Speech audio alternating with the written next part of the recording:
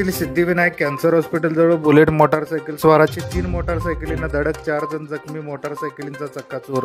मिरजेतील सांगली मिरज रोडवरील सिद्धिविनायक कॅन्सर हॉस्पिटलजवळ आज बुलेट मोटारसायकल स्वाराकडून झालेल्या धडकेत 4 मोटारसायकलींचा चक्काचूर झाला असून यात 4 जण जखमी झाल्याची घटना घडली आहे। रहदारीत अतिशय व्यस्त असणाऱ्या या रस्त्यावर विचित्र अपघात घडल्याने एकच खळबळ उडाली आहे। घटनास्थळावरून मिळालेल्या माहितीनुसार बुलेट मोटारसायकल स्वाराचा गाडीवरील ताबा सुटल्याने 2 मोपेड मोटारसायकली आणि 1 दुचाकीला धडक दिली।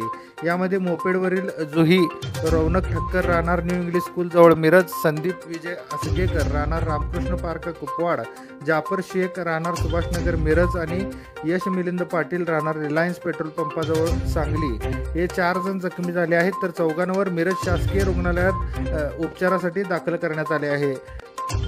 या घटनास्थळी महात्मा गांधी चौक पोलीस सुद्धा दाखल झाले आहेत।